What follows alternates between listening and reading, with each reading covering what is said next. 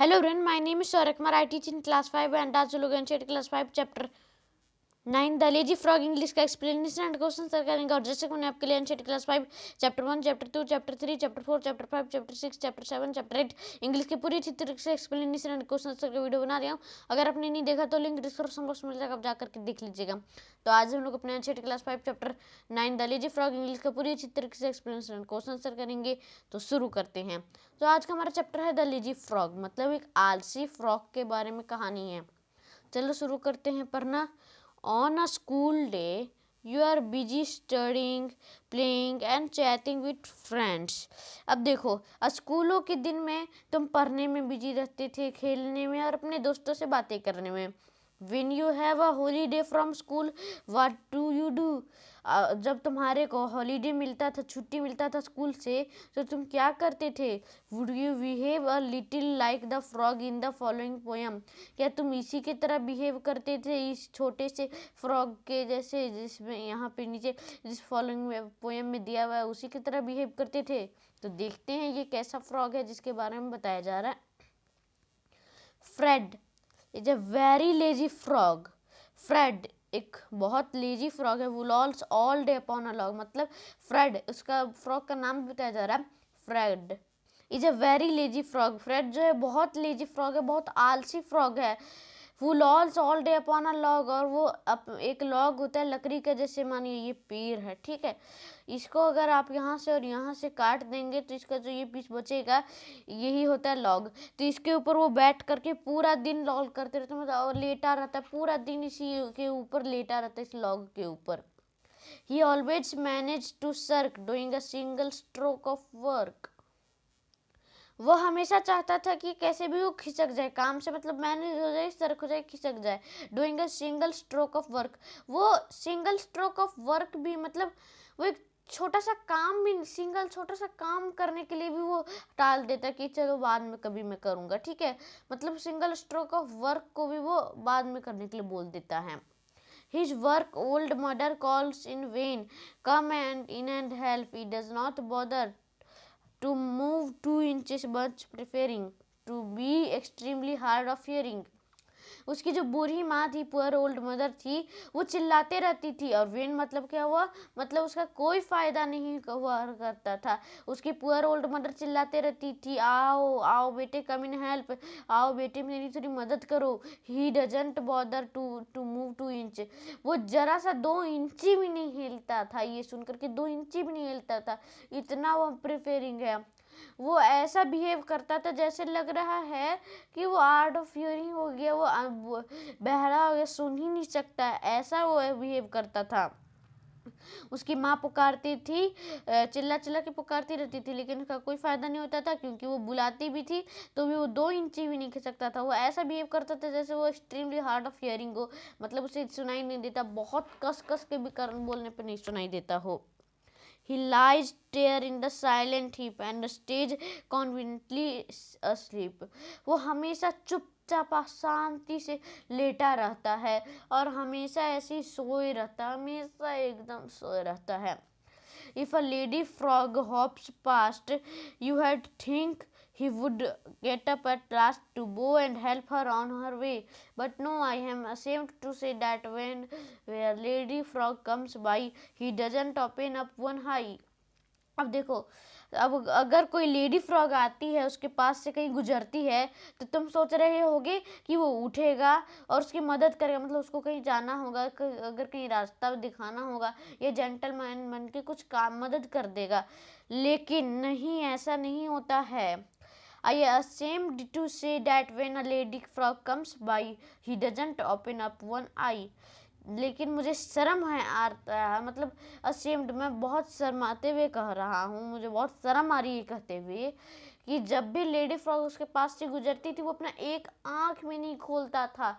आप तो सोच रहे होंगे कि वो उठेगा और उसके लिए वर्क करेगा, कुछ काम करेगा, लेकिन नहीं, ये तो उल्टा एक आई भी नहीं खोलता, एक आँख भी नहीं खोलता और हमेशा सोते रहता है, ठीक है।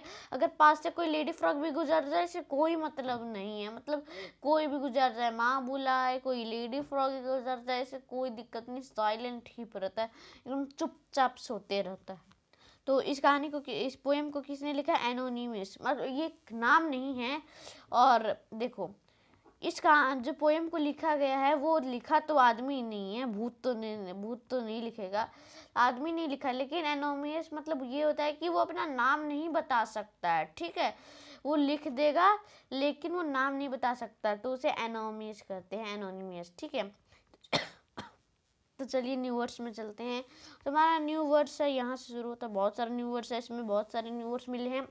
लॉल मतलब टू लाई अराउंड लेजली, मतलब एकदम आलसी की तरह सोते रहना। लॉल का मतलब होता है आलसी की तरह एकदम लेटे रहना, सोते रहना। लॉग मतलब होता है trunk of a tree that has been cut, जो ट्री होता है ना, ट्रंक ऑफ अ ट्री, किसी भी ट्री का ट्रंक होता है ना, उसे काटा जाता है तो वो लॉग होता है, ठीक है। Shirk to not do something you should do, ऐसा कोई भी काम करना नहीं जो कि करना चाहिए, तुम्हें करना चाहिए, वो कोई भी काम नहीं करता। टू नॉट डू समथिंग, उसके पास कुछ नहीं करना होता है था, लेकिन उसके पास तो था काम। इन वेन यूजलेसली, मतलब उसकी माँ पुकारते रहती, मतलब इन वेन मतलब यूजलेसली, मतलब बेकार में बुलाते रहती थी, इसका मतलब ये हुआ। Prefer like something better, prefer मतलब होता है कि लाइक समथिंग कुछ बेटर हो। हार्ड ऑफ हियरिंग मतलब डेफ, मतलब एकदम बहरे की तरह रहना। Bow to bend your head to show respect, bow मतलब कि आप अपना हेड जो है बेंड करोगे, जैसे जापानीज लोग नमस्ते करने के लिए अपना हेड को बेंड करते उस तरह से, और रिस्पेक्ट दोगे, लेकिन वो तो करता ही नहीं था लेजी फ्रॉग। अब तो चलिए क्वेश्चन आंसर शुरू करते, तुम्हारा पहला क्वेश्चन आंसर का टॉपिक है लेट्स रीड, चलिए कुछ पढ़ते हैं। पहला क्वेश्चन है what did the frog do all day, जो फ्रॉग है वो पूरा दिन क्या करता था। दूसरा क्वेश्चन है beside lazy what other word can you think of to describe the frog. अब देखो, अब लेजी के अलावा किस किस वर्ड से आप फ्रॉग को डिस्क्राइब कर सकते हो, ठीक है। आगे बढ़ते हैं, तो हमारा तीसरा क्वेश्चन है complete the sentences with reference to the poem, आपको क्या करना, सेंटेंस को कंप्लीट करना पोएम को रेफरेंस देख के। पहला है when the frog mother called him he pretended to, वो जब भी उस फ्रॉग की मदर पुकारती थी उसे तो ऐसा प्रेटेंड करता था डैश। दूसरा है when a lady frog hops by he doesn't even, कभी भी उसके बगल से कोई लेडी फ्रॉग गुजरती वो कभी, मतलब आगे क्या वो तो बताएंगे आंसर में। अगला चौथा क्वेश्चन है did you like the frog behaviour, क्या तुमको फ्रॉग का, मेढक का जो फ्रॉग था उसका बिहेवियर क्या तुम्हें पसंद आया, ठीक है। और चलिए चारों क्वेश्चन के आंसर का उत्तर देखते हैं, तो उत्तर यह है, तो पहले क्वेश्चन का आंसर वो पूरा दिन सोते रहता था, ही स्लेप्ट ऑल डे, ठीक है। दूसरे क्वेश्चन का आंसर है श्रीकर या फिर इम्पोलाइट, मतलब लीजी के अलावा, आलसी के अलावा और कौन कौन से दूसरे शब्द से आप मेढक को वर्णन कर सकते हैं, सोच सकते हैं, डिस्क्राइब कर सकते हैं, तो सिरकर और इम्पोलाइट, ठीक है। तीसरा क्वेश्चन है कि आपको सेंटेंस का मतलब कविता के संदर्भ में वाक्य को पूरा करना है, ठीक है। तो देखो पहला, जब भी उसकी माँ पुकारती थी तो वो कैसे प्रेटेंड करता था, hard of hearing, be hard of hearing, ठीक है। दूसरा क्वेश्चन है था कि जब भी उसके बगल से कोई लेडी फ्रॉग गुजरती थी तो वो क्या, he doesn't not even open one eye, वो अपना एक आंख भी नहीं खोलता था, जरा सा ध्यान भी नहीं देता था, ठीक है। चौथा क्वेश्चन था हमारा कि आप मेढक का व्यवहार पसंद करते हैं, तो बिल्कुल नहीं, नो नॉट एट ऑल, मैं तो बिल्कुल नहीं उसका बिहेवियर पसंद करता हूँ। भाई कोई बुला रहा है तो थोड़ा सा जाना चाहिए ना, सोना अलग बात है, आलसी तो मैं भी हूँ, लेकिन इतना भी नहीं कि कोई बुला भी रहा हो तो जाना हो, ठीक है। तो चलिए हम लोग अपने अगले क्वेश्चन के टॉपिक में चलते, तुम्हारा अगला क्वेश्चन का टॉपिक क्या है, तो हमारा अगला क्वेश्चन का टॉपिक है let's write, refer to the poem and understand. अब आपको क्या करना है, पोएम को रेफर करना है, अंडरस्टैंड करना है। The frog loved to laze and lie around day, जो फ्रॉग था, मेढक था, उसे बहुत पसंद था कि पूरा दिन लेटे रहे, आलसी की तरह एकदम सोते रहे, ठीक है। He did not like to do any work at all, उसे कोई भी काम करने का मन नहीं करता था, he didn't like to do any work at all. Now make true sentence about yourself, अब आप अपने बारे में खुद, योर सेल्फ अपने बारे में कुछ ट्रू सेंटेंस बनाइए।